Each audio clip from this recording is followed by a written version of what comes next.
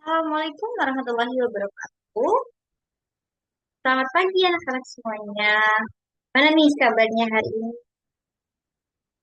Oke, semoga kalian semua dalam keadaan sehat, semangat untuk belajar hari ini. Nah, sebelum kita mulai pembelajaran pada hari ini, silakan untuk berdoa menurut agama dan kepercayaannya masing-masing. Berdoa dipersilakan.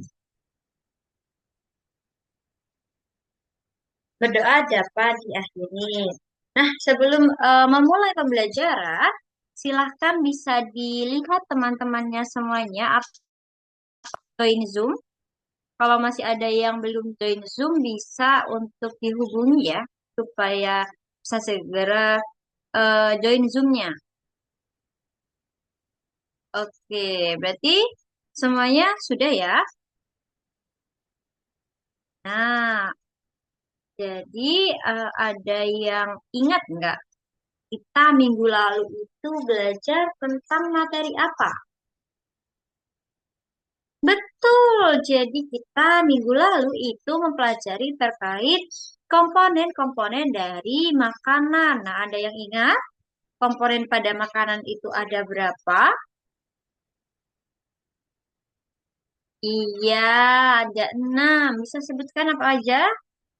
Karbohidrat, terus lemak, betul. Terus protein, mineral, vitamin, dan air. Oke, betul. Jadi, minggu lalu kita sudah mempelajari terkait komponen-komponen yang ada pada makanan yang terdiri dari 6 komponen, yaitu ada karbohidrat, protein, lemak, mineral, vitamin, dan juga air. Nah, dari materi yang sudah kita pelajari minggu lalu, timbul nih pertanyaan baru lagi dari Ibu. Jadi, sebenarnya bagaimana sih cara tubuh itu untuk mengolah makanan yang sudah masuk ke dalam tubuh kita? Bagaimana tubuh itu dapat menyusun makanan tersebut menjadi zat penyusunnya yang paling kecil sehingga nantinya zat itu dapat diserap oleh tubuh dan dapat digunakan dalam pertumbuhan dan juga perkembangan. Ada yang tahu seperti apa atau bagaimana caranya?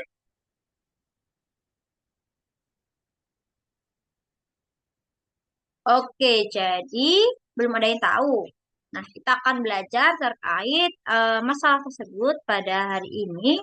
Jadi diharapkan nantinya kalian setelah mempelajari terkait materi yang sudah akan disampaikan ini, kalian dapat mengetahui organ dalam sistem pencernaan itu apa aja, kemudian fungsinya itu buat apa saja.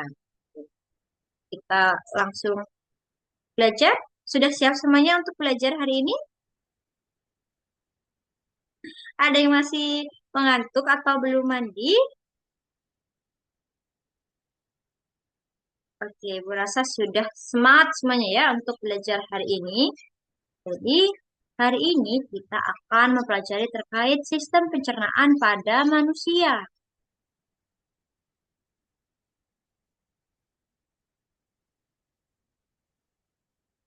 Nah, sebenarnya apa sih sistem pencernaan pada manusia itu sendiri? Jadi, sistem pencernaan pada manusia merupakan suatu sistem yang mengolah makanan menjadi energi dan nutrisi untuk tubuh.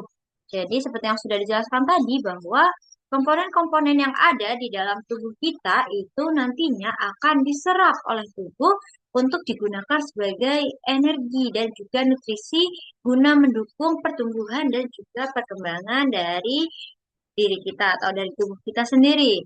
Nah, dalam proses pencernaan sendiri ini melibatkan beberapa organ yang disebut sebagai organ pencernaan. Jadi sebelum kita masuk ke dalam apa saja organ-organ dalam pencernaan itu, sebenarnya proses pencernaan itu dibagi menjadi dua, yaitu ada proses pencernaan secara kimiawi dan juga proses pencernaan secara mekanik. Nah, apa sih yang disebut dengan proses pencernaan secara kimiawi? Jadi, proses pencernaan ini itu dengan menggunakan adanya bantuan dari enzim makanan yang akan dicerna, kemudian enzim tersebut akan mengubah makanan menjadi zat penyusunnya. Nah, yang kedua adalah proses pencernaan secara mekanis. Nah, secara mekanis sendiri, makanan ini akan diubah bentuknya dari yang ukurannya besar menjadi partikel-partikel terkecil atau partikel yang paling kecil dengan bantuan apa? Nah, yang paling umum adalah dengan bantuan gigi. Gigi ini kan fungsinya untuk mengunyah ya. Jadi makanan yang ukurannya besar-besar itu kemudian akan diubah menjadi ukuran yang paling kecil. Nah, kedua proses ini akan dilakukan oleh siapa aja sih? Ada yang tahu? Semua proses tadi yang sudah dijelaskan oleh Ibu akan dilakukan oleh siapa? Nah, betul. Jadi, akan dilakukan oleh saluran pencernaan dan juga kelenjar pencernaan, di mana saluran pencernaan dan juga kelenjar pencernaan ini merupakan termasuk ke dalam sistem pencernaan. Nah, sebelum kita membahas terkait organ-organ atau saluran pencernaan itu apa aja, sebaiknya kita mengetahui fungsi dari sistem pencernaan itu sebagai apa. Jadi, di sini ada beberapa poin yang saling berkaitan, di mana yang pertama adalah mengolah makanan menjadi zat yang dapat diserap tubuh. Jadi, yang awalnya makanan itu bentuknya besar, kemudian nanti akan dipecah menjadi ukuran yang lebih kecil-kecil, itu nantinya zat-zatnya akan diserap oleh tubuh. Nah, fungsinya buat apa? Jadi, fungsinya itu adalah untuk sebagai energi tubuh, kemudian nantinya akan digunakan untuk pertumbuhan dan juga perbaikan tubuh. Nah, nantinya sisa dari makanan yang tidak diperlukan oleh tubuh atau sudah tidak dapat diserap lagi oleh tubuh itu akan dikeluarkan dalam bentuk apa? Nah, dalam bentuk feses. Itu. Kemudian, nah, kita masuk ke dalam organ atau saluran pencernaan. Jadi di sini ini disebut sebagai saluran pencernaan. Ada apa aja? Mulai dari mulut, kerongkongan, kemudian ada lambung, ada usus halus, usus besar, dan juga anus. Nah, biasanya ini lebih mudah untuk dihafalkan dengan sebutan atau singkatan mukeluh besaran. Coba diulangi apa? Keluh besaran. Oke, jadi biar kalian lebih hafal, kalian bisa menggunakan singkatan itu. Nah, kemudian selain dari saluran pencernaan ini, itu juga terdapat kelenjar pencernaan, di mana kelenjar pencernaan sendiri itu merupakan bagian dari pencernaan atau organ pencernaan yang dimana bisa menghasilkan enzim pencernaan. Contohnya itu ada hati dan juga pankreas. Jadi selain organ-organ pencernaan ini juga ada organ pendukung, yaitu di bagian kelenjar pencernaan. Contohnya ada pankreas dan juga hati. Nah, sekarang kita akan membahas dari urutan saluran pencernaan yang pertama, yaitu ada mulut. Jadi mulut di sini merupakan organ pencernaan pertama yang bagian-bagiannya itu terdiri dari ada gigi, di mana gigi itu fungsinya untuk mengunyah makanan yang awalnya besar menjadi ukuran yang lebih kecil atau menjadi lebih halus. Kemudian ada lidah, di mana lidah ini berfungsi untuk mengatur letak makanan, menelan, dan juga mengecap rasa. Jadi ketika kita mengkonsumsi makanan, kita itu dapat merasakan rasa dari makanan itu dari lidah kita. Jadi fungsi dari lidah itu adalah untuk salah satunya untuk mengecap rasa. Kemudian yang ketiga adalah air liur. Nah, air liur ini itu membantu pencernaan makanan. Nanti akan dibahas lebih lanjutnya. Jadi di mulut sendiri itu makanan akan dicerna secara dua proses. Jadi ada proses secara mekanik dan juga ada proses secara kimiawi. Nah, secara mekanis sendiri yaitu dengan cara apa sih? Seperti yang sudah disinggung di awal tadi, caranya adalah dengan menggunakan bantuan dari gigi.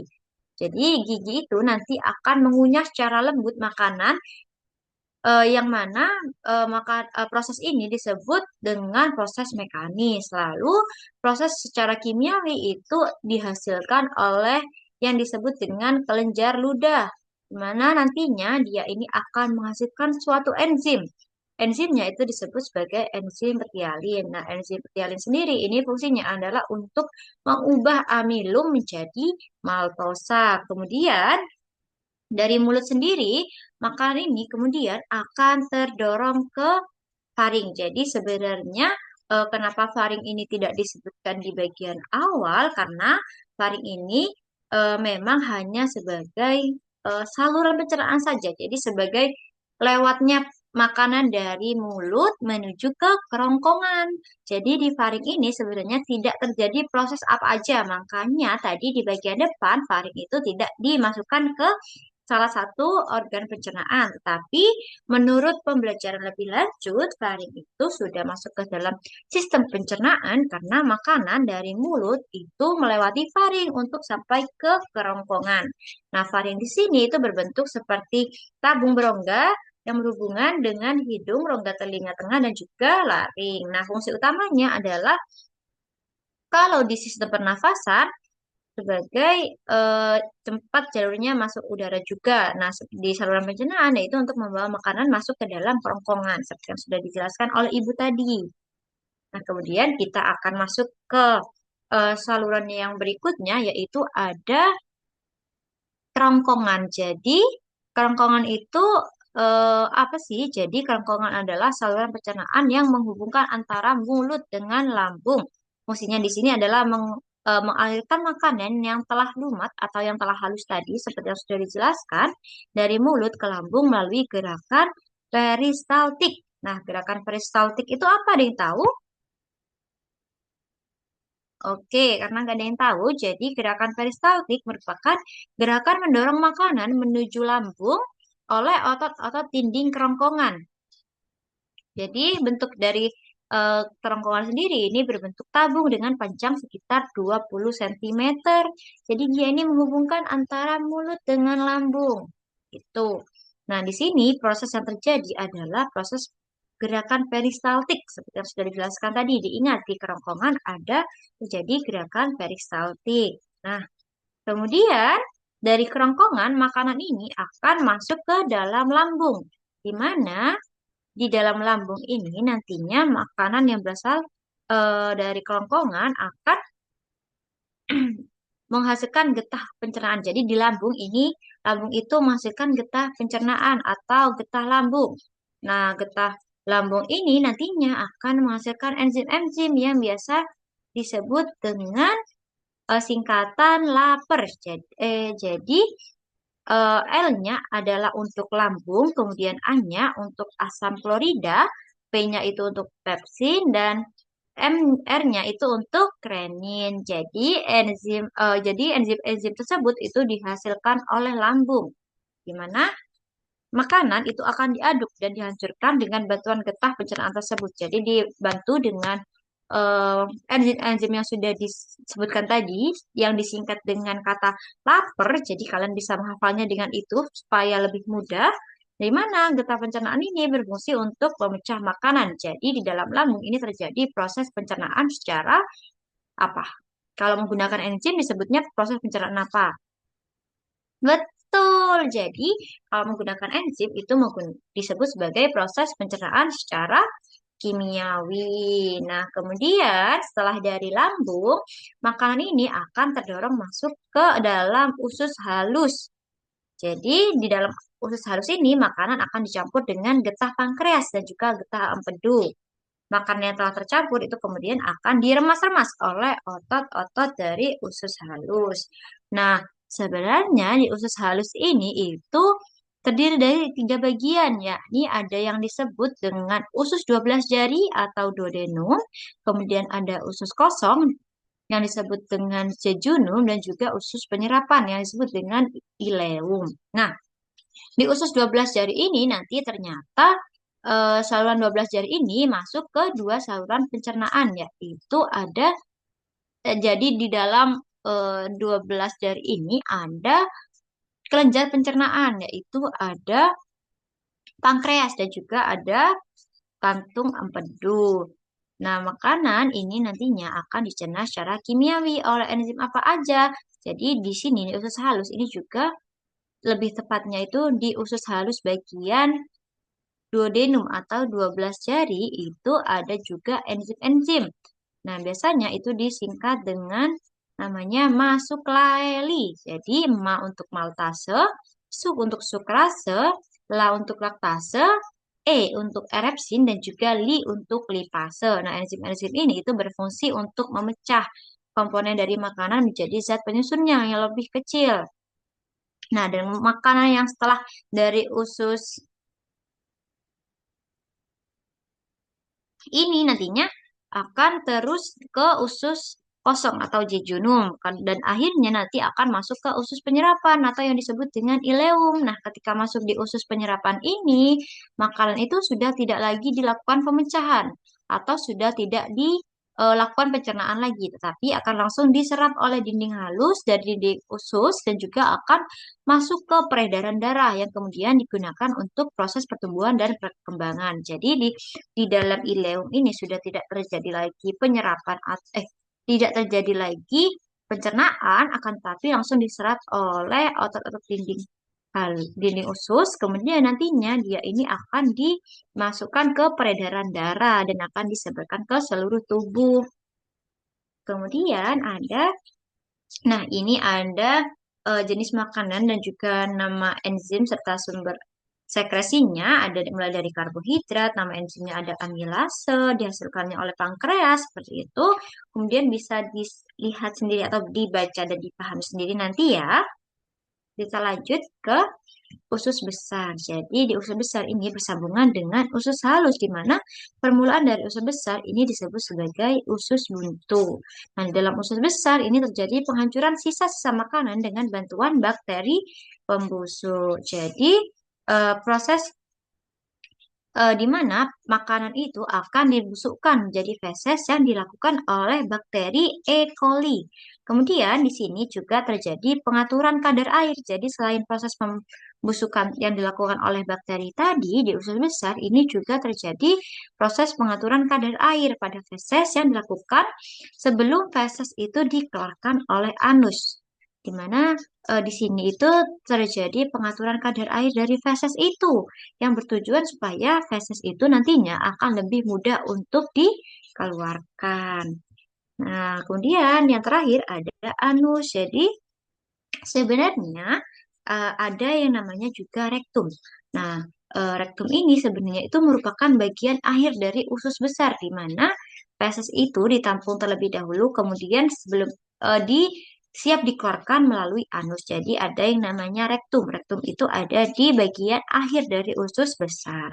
Nah, kemudian lanjut ke bagian anus ini, di mana anus ini merupakan bagian akhir dari sistem pencernaan yang berfungsi untuk mengeluarkan sisa makanan dan kotoran atau yang disebut sebagai feses dari tubuh. Nah, tadi itu merupakan semua organ-organ dari saluran pencernaan. Kemudian di sini ada kelenjar pencernaan, di mana kelenjar pencernaan itu seperti yang sudah dijelaskan tadi bahwa merupakan salah satu atau termasuk ke dalam organ pencernaan yang dapat menghasilkan enzim-enzim. Di sini ada beberapa, jadi ada kelenjar saliva, ada kelenjar lambung, kelenjar hati, dan juga kelenjar pankreas.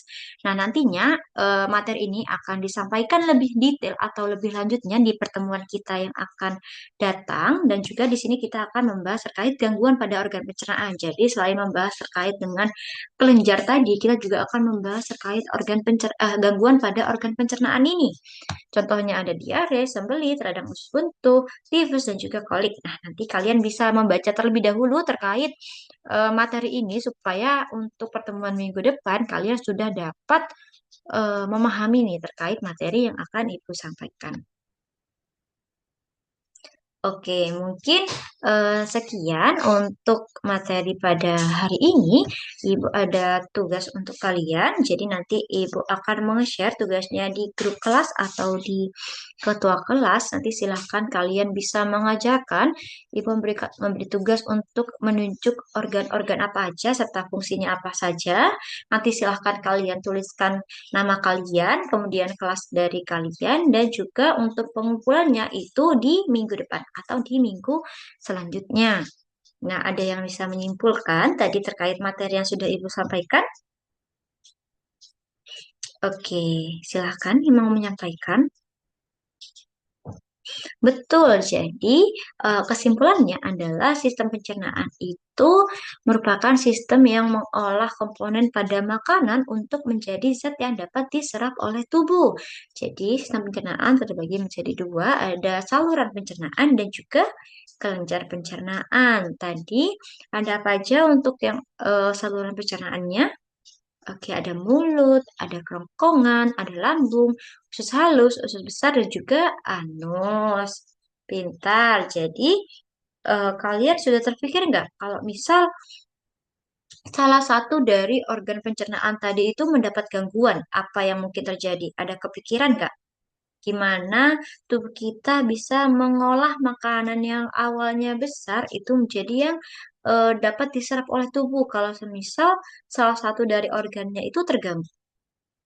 Nah, silakan bisa kalian juga cari tahu untuk memperkuat materi nanti di minggu depan terkait materi kelenjar pencernaan dan juga gangguan dalam organ pencernaan.